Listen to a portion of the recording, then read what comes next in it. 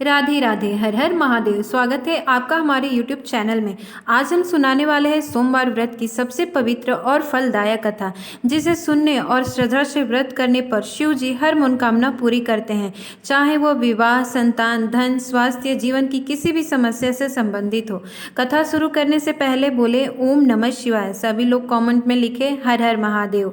बहुत समय पहले एक नगर में एक धनी व्यापारी रहता था। उसके पास धन, वैभव, घर, नौकरी, चाकर सब कुछ था, लेकिन फिर भी वह दुखी था क्योंकि उसकी कोई संतान नहीं थी।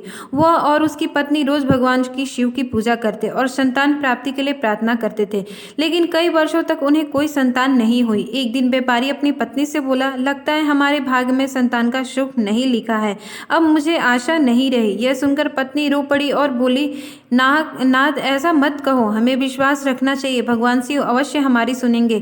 इस बीच एक दिन भगवान शिव और माता पार्वती भेष बदलकर उस नगर में आए। वे भिक्षा मांगते हुए व्यापारी के घर पहुंचे। महिला ने उन्हें आदरपूर्वक भिक्षा दी। माता पार्वती बोली, माँ तुम बहुत पुण्यवान हो, कहो तुम्हारी क्या इच्छा है। वह बोली, माँ मुझे संसार की सारी खुशियां है पर संतान का सुख नहीं है। शिव जी ने कहा, माता तुम्हें पुत्र होगा, परंतु वह केवल 12 वर्ष तक जीवित रहेगा। यह सुनकर वह और उसके पति दुखी हो गए, लेकिन बोले, स्वामी जो आपकी इच्छा हम स्वीकार करते हैं। कुछ महीने बाद उनके घर एक सुंदर पुत्र का जन्म हुआ और घर में खुशियां लौट आई। समय बीता और बालक बड़ा होने लगा। 12वें वर्ष के पास आते ही व्यापारी दंपति बेचैनी से भर गए। उन्होंने पुत्र को शिक्षा के लिए काशी भेज दिया ताकि वह ज्ञान अर्जित कर सके और कुछ समय घर से दूर रहे। उन्होंने उसके साथ एक पंडित भी भेजा जो उसकी रक्षा करता रहे।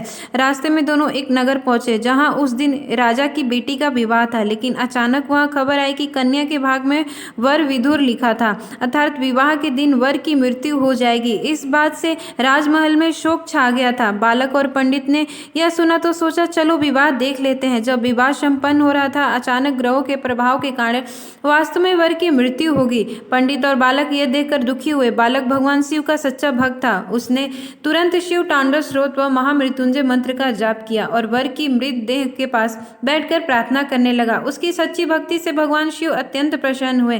वे वहां प्रकट हुए और बोले, वत्स मैं तुम्हारी भक्ति से प्रसन्न हूँ, बताओ तुम्हारी क्या इच्छा है। बालक ने कहा, हे देव, इस मृतक वर को जीवन दान दीजिए। शिव जी ने कहा, तथास्तु, और उस युवक को नया जीवन मिल गया। राजा अत्यंत प्रसन्न हुए। उन्होंने कहा, आज जिसने मेरी बेटी के पति को नया जीवन दिया है उसकी बड़ी कृपा है। मेरी बेटी का विवाह उसी पुण्यवान बालक से होगा। लेकिन पंडित ने कहा, राजन यह बालक अभी केवल 12 वर्ष का है। तभी भगवान शिव फिर प्रकट हुए और बोले, वत्स तुम्हारे पुण्य और भक्ति के कारण आज से तुम दीर्घायु हो गए हो। मैं तुम्हारे अमर कल्याण का आशीर्वाद देता हूँ। उस क्षण बालक की मृत्यु का योग समाप्त हो गया। राजकुमार से उसकी विवाह हुआ। कुछ समय के बाद वो अपने माता पिता के पास लौट आया। अपने पुत्र को जीवित देखकर माता पिता की आंखों से आंसू बहने लगे।